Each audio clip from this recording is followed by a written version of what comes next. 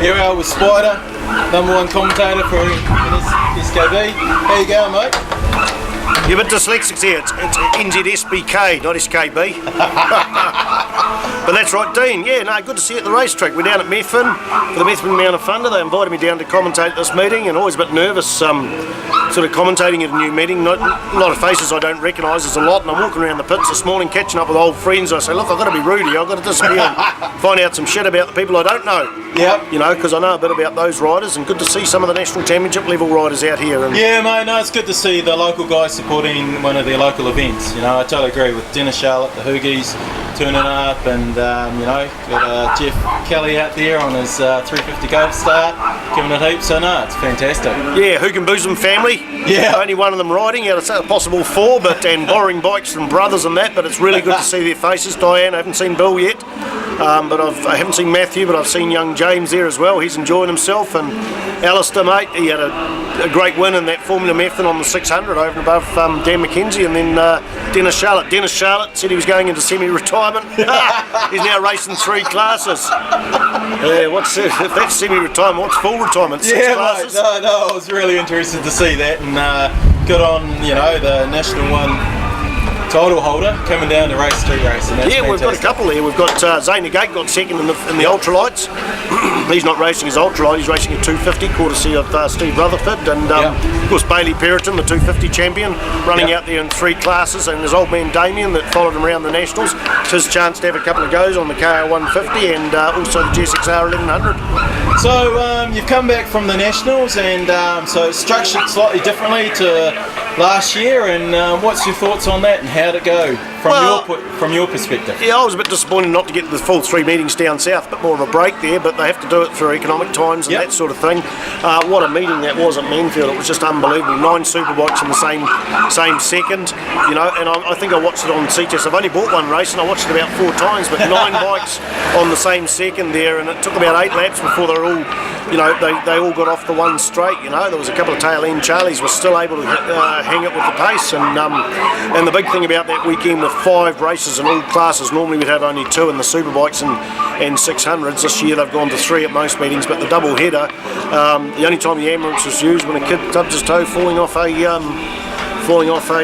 little scooter. I had a couple of hangovers that needed a bit of work on them, but that's my own doing. And shame Nick Cole wasn't there. You know, because don't want to wish any bad luck on Dennis Charlotte, but certainly Dennis didn't have the strong showings he had down south. And if Nick was there, mate, it may have been a different story for the New Zealand Championship. But all I want to see is good, clean racing, and well, it was 8 different winners out of 15 races. Sorry, pretty impressive. Sorry, mate. Pretty impressive. That class had, correct me if I'm wrong, 8 individual winners for the whole series. So that's 8 different people walking up to that podium and taking the number 1. That's really impressive, and you got to put your hats off to Toby Summers, Scott Moyer, James Smith, all first timers up there, which is bloody impressive.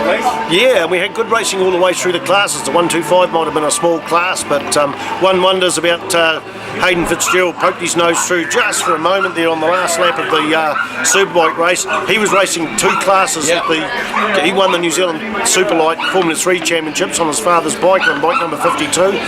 If he wasn't doing 10 races over the weekend, maybe he could have had the energy to be a 9th winner here, and Hayden Fitzgerald on the Ross Graham Motor sponsored machine. And Hayden had a bit of bad luck in levels too. I think he lost some points. Yeah, he got knocked off in 1 race there. He had bad luck all through the season. He had run out of gas in that windy race down at Ruapuna, and then he got knocked off there, and then he had a crash at Taupo as well. Not normally known as a crasher, but definitely Hayden is a good man to have around the pits. And Scotty Moyer, mate, lap record and a win at Taupo, and on the oldest bike in the field as well. And it was just sensational racing. And I've been to a lot of race meetings over my life.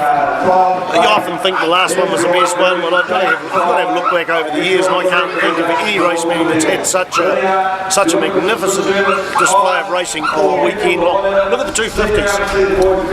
The lap record went over the weekend to a 16-year-old, a 14-year-old, a 53-year-old, and back to the 16-year-old. just in the 250 class. Lap records in sidecars, lap records super lights. I think the lap record may have gone, Adam Chambers, 3 wins on the Wolfpack Racing machine. Adam Chambers got a lap record. Oh, fucking awesome. And I suppose and all these guys are fairly young.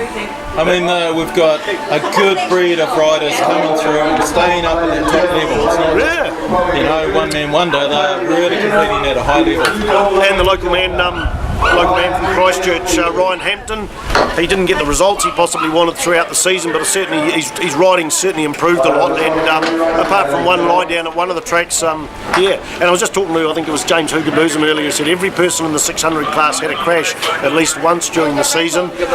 Not the same amount of crashing this year during the season for the 600s, and especially that wet race in Ruapuna, where there was 3 of them out there on wets and the rest were on dries, and it was no practice in that class in the wet. So that got quite difficult. So just the racing all the way through was absolutely awesome. Good to see the development class there as well coming along and filling up a little bit of spot, and the families enjoying themselves. And I can't wait till next year.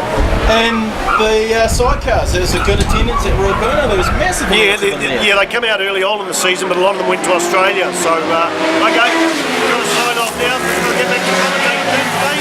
Appreciate that.